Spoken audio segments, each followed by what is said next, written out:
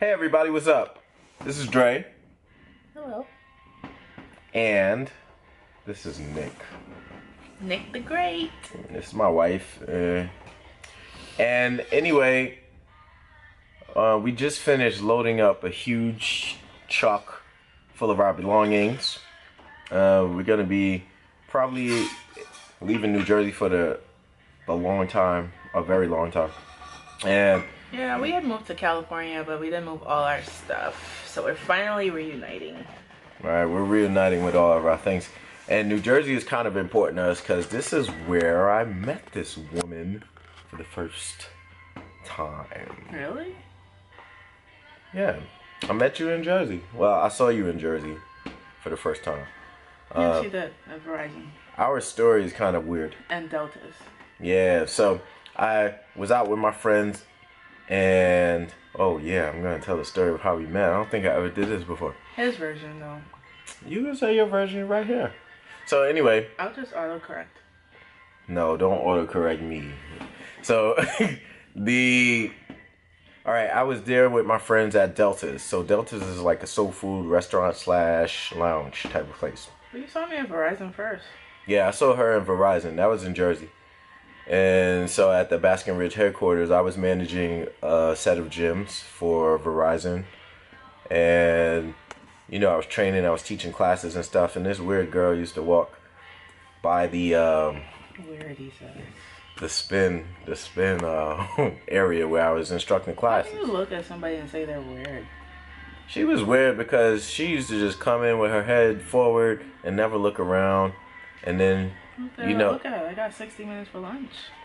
yeah, but I did like the fact that she liked to work out, right? So she got to work. She was like one of the few black girls who worked out in the gym.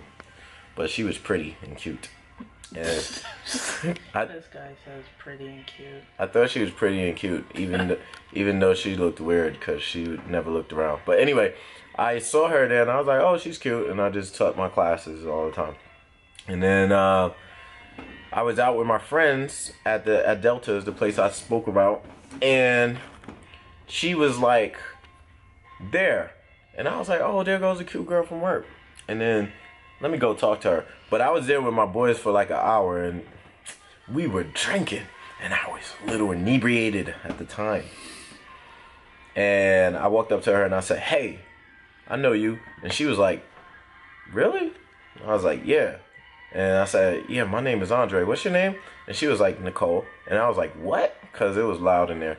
And I was... So you remember this even though you were inebriated. And yeah, I was sober. Okay. I was bent. And then I said, well, I got to go.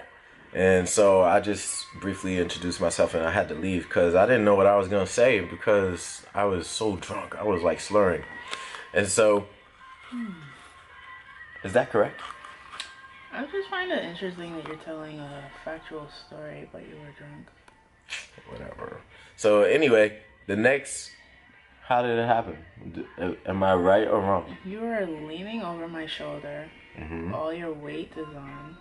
Okay. And you're like, hey, but you were looking up to my face from my chest. Like, hey, I know you from work. But your eyes were like all dirty, because that's how it gets when you drink too much. And I was like, interesting. And then you were like, okay, I guess I'll see you later. And I was like, alright, interesting. Alright. That was the first time I saw you because I used to wear glasses. Well, I do wear glasses, so I never saw you up close at work. I just saw like this, you know, the outline of who you are. So then a week later, it was Howard homecoming, right? So I was down there with a bunch of my boys. We drove down and we were staying in various like hotels, just having fun. And so I was about to go actually before the actual homecoming event. I was about to leave early because me and my boys got into like a little like mix up with the room situation. So anyway, we said, forget it, we're gonna stay. And then me and my friend who said, forget it, we're gonna stay, we were just leaning on the car early in the morning, and she comes by a couple hours later. just randomly walking Well, by. I drove down that morning. I actually just on a whim decided to go to DC because I was talking to some of my college friends. So I didn't leave Jersey City till like 10 a.m. Yeah, so, and then she drove all the way down, and then it just so happened that she walked right in front of the car that me and my friend were in. And so I said, yo, that's the girl that I was at the place where I saw her last week. So anyway, she looked like she was alone because remember I said she was weird. She just pointed her head forward and there's nothing else going on. This was like, But I was with like 20 of my friends. But I didn't see any of her friends. We didn't know them, so you wouldn't identify them. That's true. So I walked up behind her, but she was walking fast, right? And I didn't I was walk. actually talking to two of them when you came in. Oh. Two girls. Oh. That's possible, but I wasn't like I wasn't even checking like for anybody else. I just like saw her and I was like, okay, so let me go say her. So the first thing I said to her was, hi, yo, stop following me. Like, how you gonna follow me to another state? And then she was like, no, you following me. And then I was like, in my mind, I said, this is very. How do you walk up to someone and say you're following me? The person didn't even see you. Yeah. I was like, what the hell? So we were both like shocked in our mind, but I was trying to be cool, you know. So I just was like, you know, talking. And then before we finished speaking, she said, well, you know, give me your number and we'll keep in touch. And so I was like, oh shoot, she asked me for my number. That's cute. So I gave her my number. I'm just asking him for his number so I could see where there's partying tonight, but I guess that read differently. You could take it out you want. Yeah, she's too cool for school and too fly for everything. So she just asked me for my number so I could tell her where the party's at. So then when that's really what happened. When I left her, I said, okay, so you know Howard Homecoming has like millions of girls in it, and me and my friends went to go party with some other girls, and then you know, a while later we just started talking, and so after we started talking, that was it. You know, I met her randomly in two different states, 2 different weekends. And then it comes to find out, like, we lived in all the same places. Like, I lived in Connecticut. She lived in Connecticut. I lived in Brooklyn. I grew up in Brooklyn. She had friends in Brooklyn, lived in Brooklyn. Jersey. She lived in Jersey. And then we were, like, just... I don't know if we more so had the exact same cars in the same order. Cars. I think that was more... That was shocking.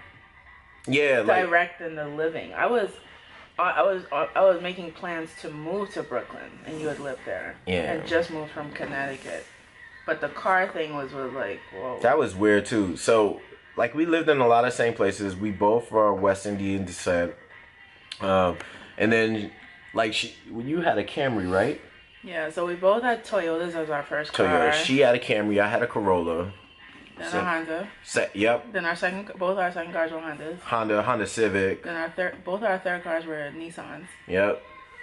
Altima Maxima, and then.